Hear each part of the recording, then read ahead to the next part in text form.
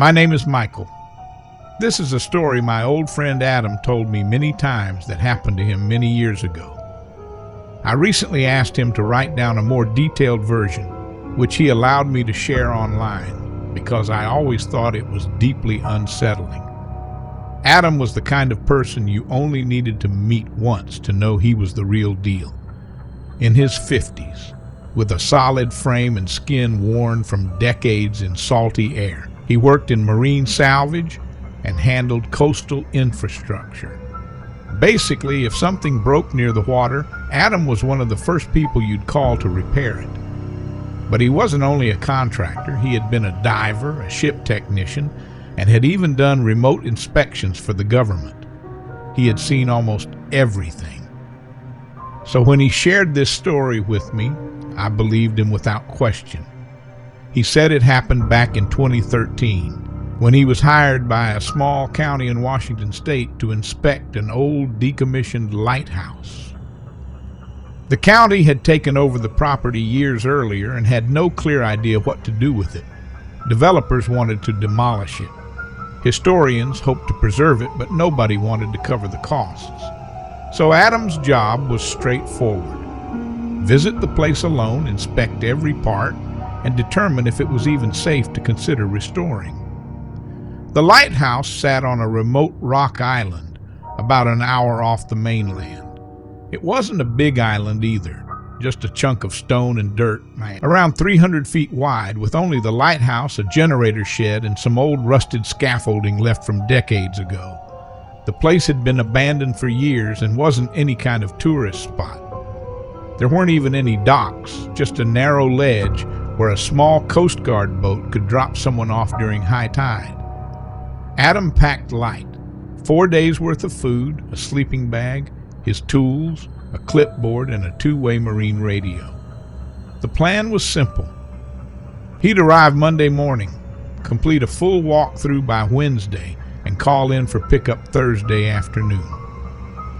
He didn't think twice about being alone. This kind of job was something he'd done many times before.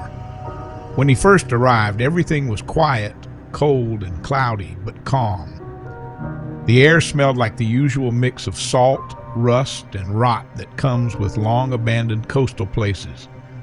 The lighthouse was tall, maybe 50 feet. Built in the early 1900s, it had the traditional spiral staircase that led up to the beacon room. The lens hadn't worked in decades, but the structure was still intact. Adam carried out his normal safety inspections: beams, stair conditions, and window frames. The floorboards on the bottom level were warped but still held weight. The second floor had a storage space that was empty except for some rusted metal cabinets. The third level contained a small sleeping area that clearly hadn't been used in decades. He eventually set his sleeping bag down on the ground floor near the generator room, where it was warmer and sheltered from the wind. The first night passed without incident. It was quiet, too quiet, Adam said. You don't realize how much sound the world normally makes until everything stops. There were no birds, no bugs, not even waves tapping the rocks outside. Just wind, and even that was faint. On the second morning, a heavy fog rolled in. Adam woke up to find everything outside swallowed in white. Visibility was no more than 5 feet beyond the window. He said it didn't look like any fog he'd seen before. It was so thick, it seemed solid, like a wall. Still, he wasn't alarmed. That area was known for dense fog. He spent most of that day taking notes on the upper stairwell. That's when he noticed something strange. Halfway up the stairs to the beacon room, there was a maintenance closet built into the wall. He had tried to open it on day one, but the hinges were too rusted to move.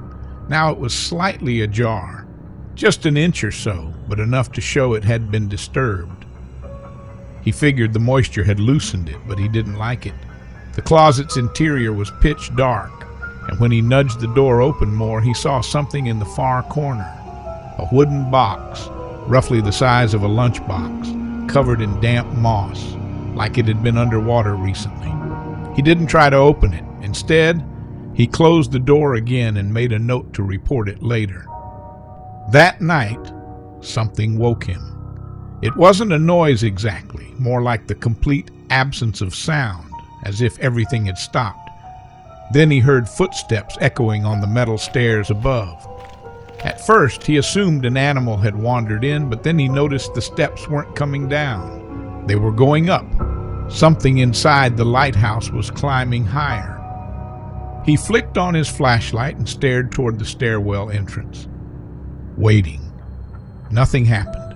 Eventually, the footsteps stopped and silence returned. The next morning, he did a full search of the building, top to bottom. He checked every room and closet. He even climbed onto the roof, but found no signs of anything. No animals, no evidence of entry, except the box. It was now outside the closet, halfway out into the stairwell, still damp and moss-covered. Adam said he stood there for a long while, staring at it, unsure what to do. Eventually, he picked it up. It felt heavier than he had expected. The wood was swollen from moisture and the lid wouldn't open. It had been nailed shut. He didn't want to force it open, so he set it at the base of the stairs and stepped outside for fresh air. That's when he saw something else. There were footprints in the dirt around the lighthouse. Not boot prints, but bare, wet feet. They trailed from the north side of the building toward the edge of the cliff, and then ended. There were no returning prints. Just 10 or 12 clear, barefoot tracks that stopped at a straight drop into the sea. Adam said he stood there a while trying to make sense of it. Maybe someone had come ashore? But the only boat scheduled was his pickup, and that wasn't due until the next day. He thought about using the radio to call in early, but the fog was still too thick. A rescue boat likely wouldn't even be able to approach safely. So he locked every door and hatch, then wedged an iron pipe across the stairwell entrance and tried to get some rest. That night was worse. At around 1:30 a.m., he heard the upper beacon room door slam with force. He said it hit so hard, dust shook loose from the ceiling. Then came the knocking. 3 slow taps on the inside wall of the tower. Not the front door or window, but the wall itself, as if someone was standing just behind the plaster, knocking with their knuckles. Adam didn't move. He lay still, frozen, until the sound faded. When daylight came, he checked the building again. The box was gone and the closet door was wide open. At that point, he knew he wasn't alone on that island. He grabbed his radio and called in for an urgent evacuation. The fog was still thick, but he told them it was a medical emergency. They said they would try to send a boat within a few hours. He packed his things and waited near the ledge where he'd been dropped off.